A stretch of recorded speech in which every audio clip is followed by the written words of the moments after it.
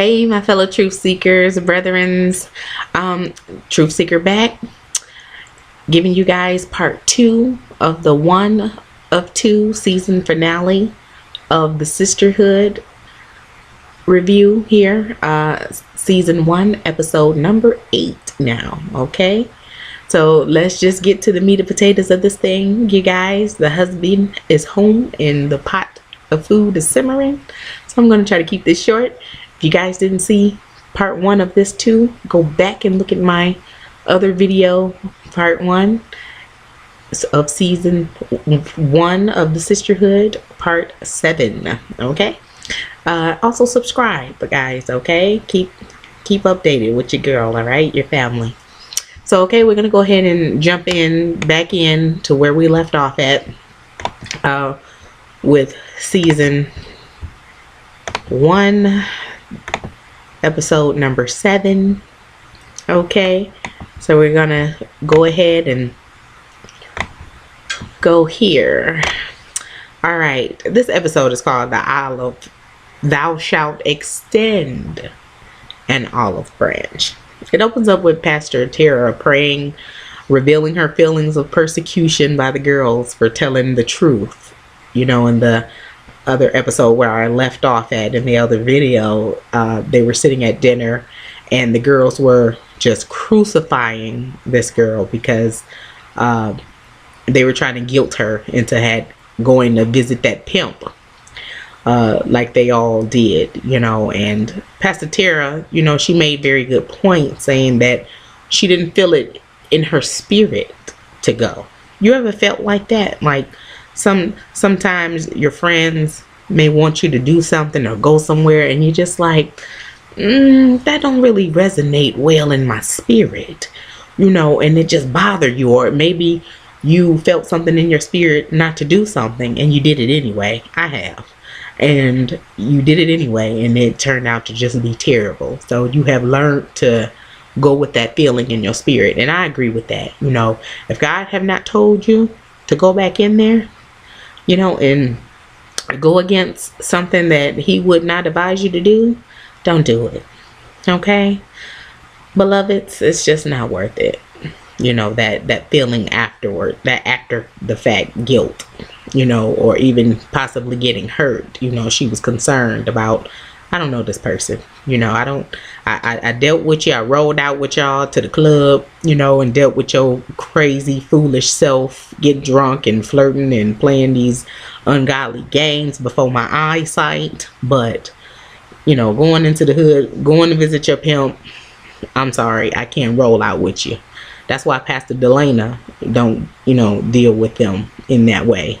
Socializing, you know, we have to be careful. And even the Bible talks about, you know, if a brother or sister is, you know, a drunkard and a reviler and, you know, the fighter, you know, etc., leave them alone. You know, after you didn't came to them in love and they still want to be out here in the world, you know, acting a fool, leave them alone. So that's not even somebody that we should, you know, covenant, since they want to use that word, up with, you know, obligate ourselves with, you know, but continue to pray and, you know, help if you can. But, you know, there's parts in the Bible that say don't even eat with them, you know, people who act like Pastor Dominique. So yeah, Pastor Tara was well within her rights to say, no, I'm not gonna do this one, I'm gonna sit this one out, I'm gonna go to the spa or go take a shower and chillax and I'll meet back up with you guys at the crossroads. Okay, you know, I don't need for you to walk down memory lane, you know, physically with you. You know, I will believe your testimony. You know, when you stand up there in the pulpit and give your testimony, I believe you. You know, we can go to Coney Island and have coney dogs and onion rings and you can tell me your story all day, honey, but taking me there with you, I can't even do it. So let's just keep it copacetic and keep it real and let it still all be good and we still be family. You know, I'm not gonna act fake like we the best friends. So anyway, Pastor D and the ladies began to pack up and, you know, help her pack up from the hotel and everything. Pastor D said that she felt closer to Lady Ivy and Christina. But no, what it was, she was just happy that she had a couple of mindless minions to co-sign with her foolishness, and follow her around being messy and rebellious against the things that God would have advised them to do. They were just mindless drones, these two. And that's what she was happy about. I mean, let's keep it real. When you being messy and you want to do some devilment, you happy to have a couple minions to go and be with you in your mess, doing what it is that you want to do. That's what it is, because she even said in the last episode that she was tired of them being boring church ladies, first ladies, and she didn't want to hang out and deal, be around no first ladies. Well, it's like, hello, aren't you supposed to be a first lady? You want to go and be wild. Okay. You go be wild thing. You go ahead on out where the wild things are and do what you feel you need to do. But I'm not coming, boo. That's Pastor Tara. But anyway, so going on, it's so real, y'all. It's so real. I mean, it's unbelievable, how some people will drag you down into their mess if you let them. Like my grandma used to say, can't nobody ride your back unless you bend it. Don't let nobody use you to be a fool with them, doing just ignorance. Anywho, moving on. Pastor Tara got home and greeted her family. They were so happy to see her. He and, her husband gave her a nice foot massage. She began telling Pastor Brian about how she was crucified, and Pastor Brian was upset at hearing that, like any husband, a spouse would be upset, and how they treated her. Pastor Tara decided to still go, though, to the wedding because her daughter was, going to be in there being a flower girl, but she vowed to be very cautious. That's what you have to do. Sometimes when you going onto the battlefield, you have to still wear your armor. You understand what I'm saying? No matter how peaceful and serene the environment looks, you still have to keep that armor on.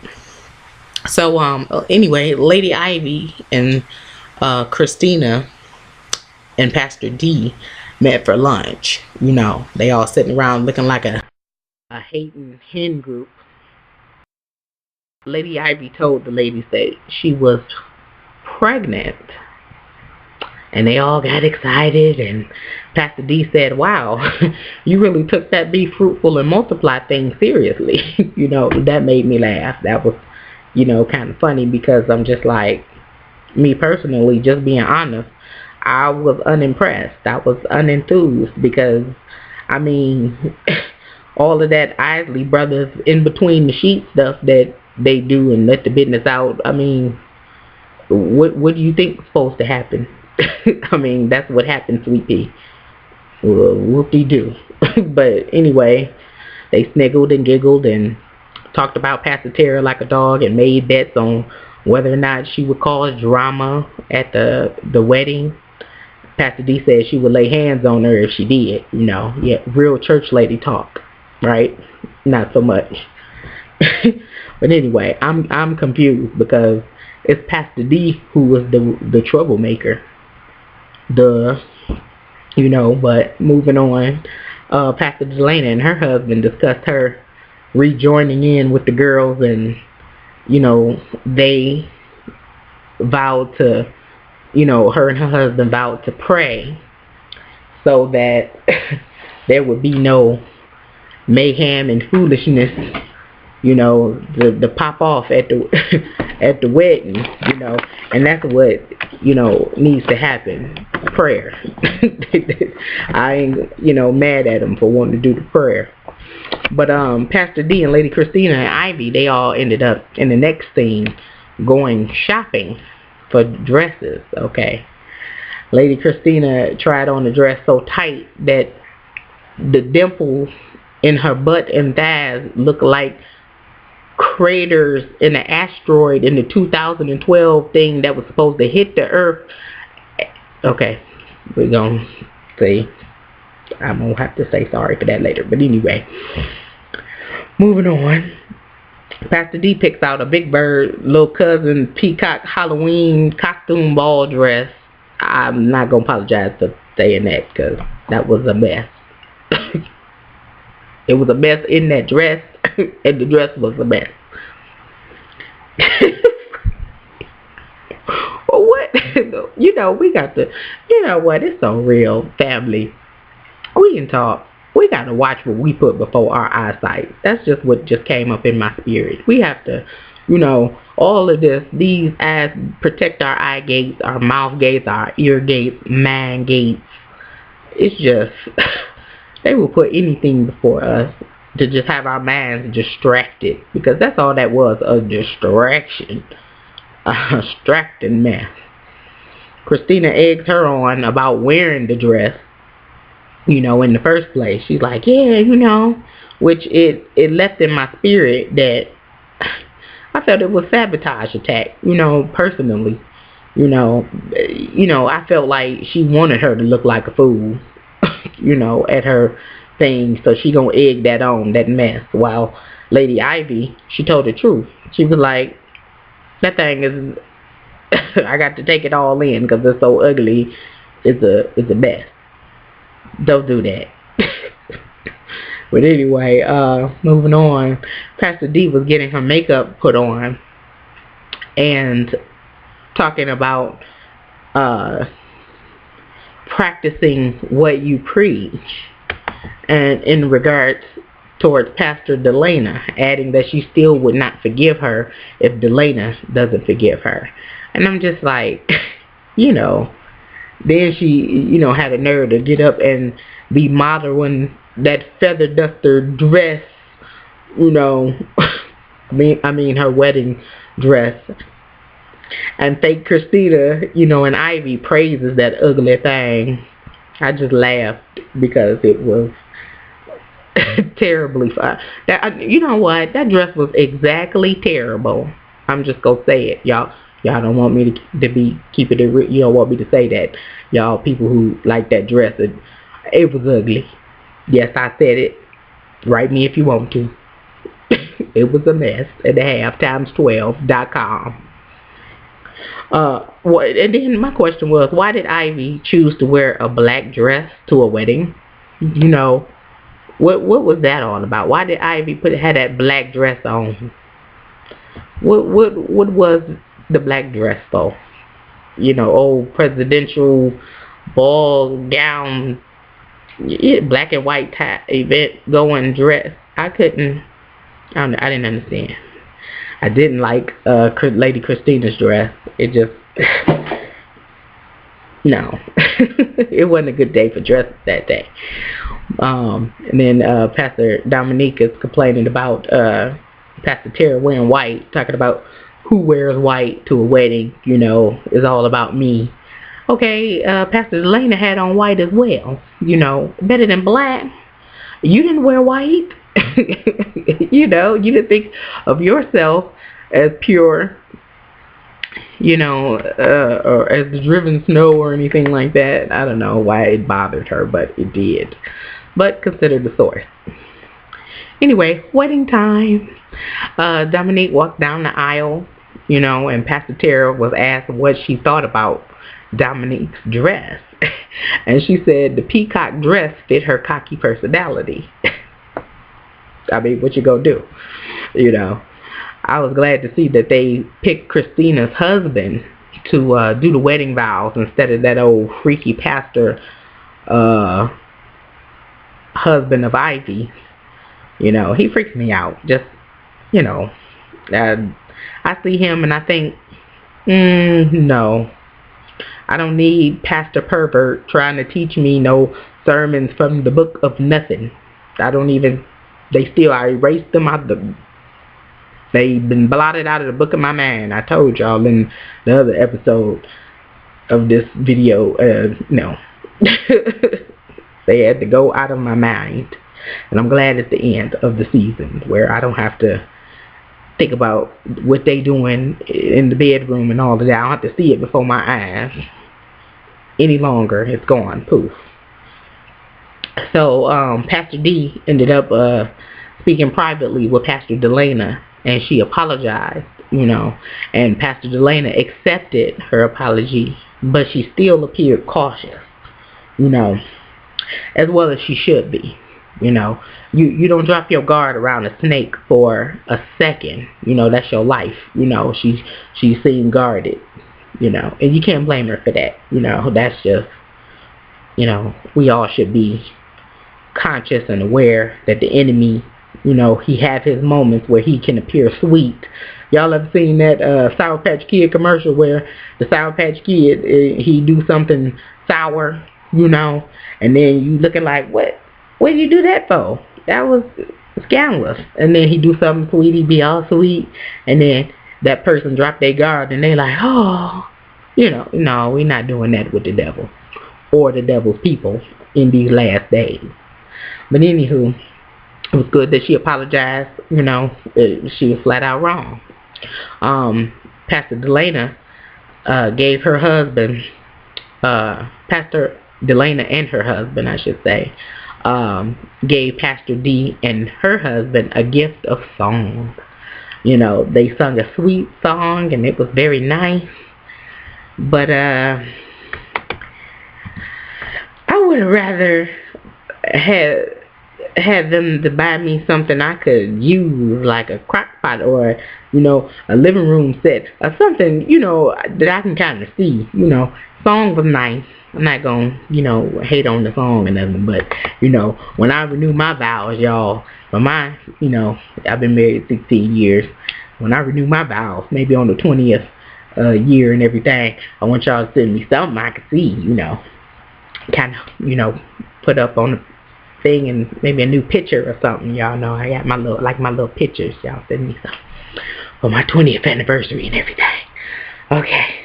But anyway, it was a nice song. Don't pay no attention to me, y'all. It was a nice song.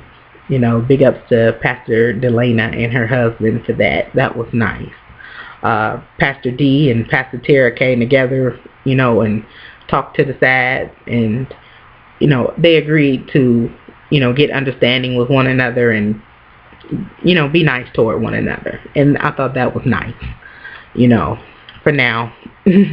We know. But, that was it.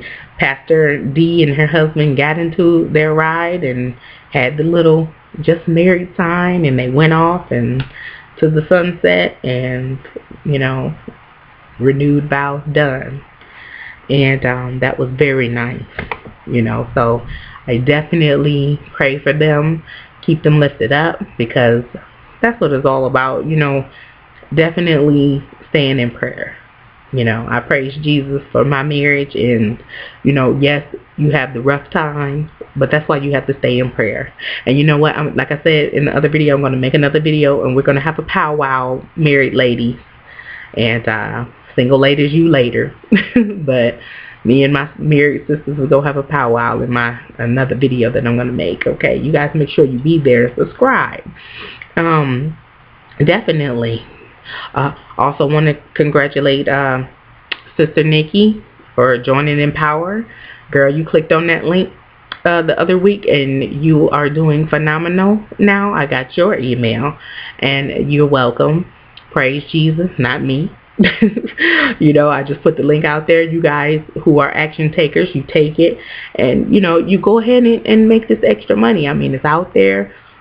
You have bills, things are changing unexpectedly, people are losing their jobs, getting laid off, and it's just time to look for a different source of income. And like I said, I've tried it, and true, definitely I do it, and the income is real. It's just time, take action, go ahead and, take control. Opportunity is not going to knock on your door, I can't click the button for you. I can't click and fill out the sign up information for you. You have to do that on your own. Some people, they wrote to me and they said, well, I'm glad that you tried it out first, and, I'm not a person that I'm skeptical and everything. I have to test it out and research. I've done that. You have any questions, email me and everything. Once you get in, that's fine. But definitely get all in, go ahead and take that step. Put the link down there. Also, I'm going to, attach my blog information down there so you guys can watch the show, the Sisterhood show and everything once it comes out onto YouTube. I'll put it on there. But you guys, I just want to say I love you so very much. You guys, love on one another. Be a blessing to one another, okay? It's time to go get your blessing. All right? Go get it. And I will talk to you and see you guys in the next video. Have a wonderful, blessed day. Truth Seeker out.